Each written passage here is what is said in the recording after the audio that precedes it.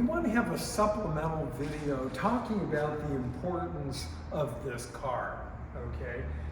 This is a 1964 Crown Imperial Landau Limousine with Coachwork by Ghia. Okay, so let me explain what that is. So Imperial, right, is the luxury division, or was the luxury division of Chrysler. So the analogy would be Lexus to Toyota, Imperial was to Chrysler. And the Imperial was pretty much targeted for attorneys and doctors and the major business owners, etc. Having said that, Chrysler and Imperial were very engineering oriented, so the cars were always built. The build quality was absolutely top notch. So now, what separates this from a regular Imperial is that. And the reason, by the way, that this limousine cost 3 times a Crown Imperial. Okay, so imagine you would have to write a check for the equivalent of ordering 3 regular Imperials. This cost $18,500 in 1964, a tremendous amount.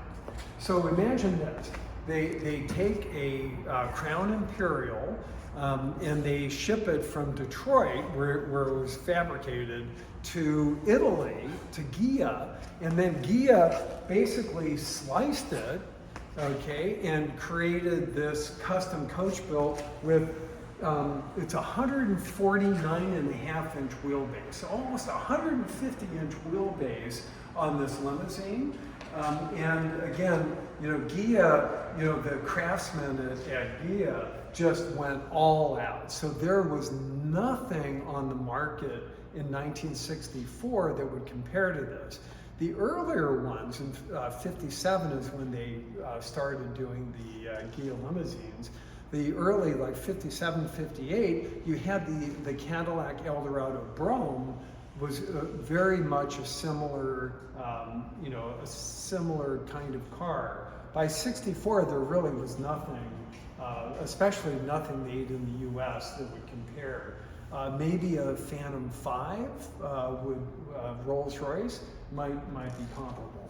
So if you can imagine, now this car, ironically enough, was a white sedan. It was a white Crown Imperial that was sent to Italy. How do we know that? Okay, well, if you open up the hood, the inside of the hood is white. Well, that was the color of the car before they chopped it and made it into a limousine.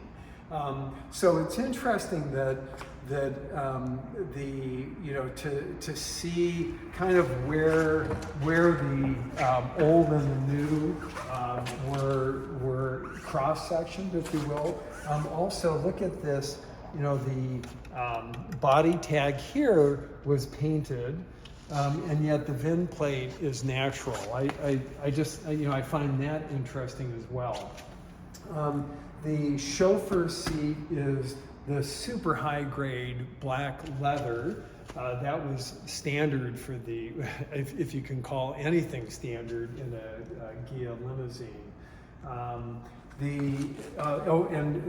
It's air conditioned in the front and in the back, which is really cool. And notice how the doors, the doors come up. That's to allow greater room for ingress and egress. You have the beautiful wood, the jump seats. This is the original mouton rug. So there is no real proper, like a wool rug underneath. It's actually the sheepskin from when it was new. And you have all these compartments. I mean, even the stereo, or the AM/FM radio in the back is just a piece of art. The build quality, again, is just top notch. Everything's gray wool broadcloth. This car, now let's talk a little bit about this car's history, okay? This was, it was originally destined for the White House, and it was part of the presidential fleet. We have stunning photos of Jackie Kennedy leaving the car. We have President Johnson in the car. It was part of the fleet for the presidential inauguration when Johnson was inaugurated in 1964.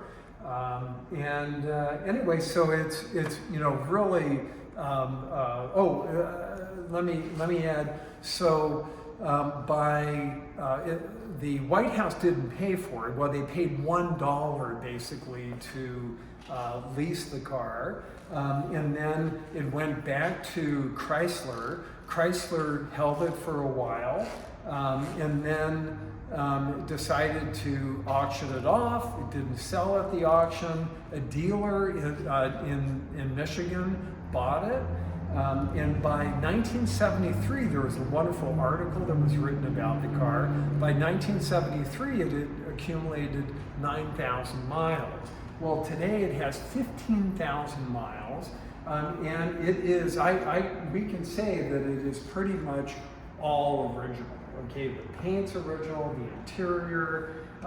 Actually, these tires are original tires, okay? We look for date codes. There are no date codes. These are the original tires for the car.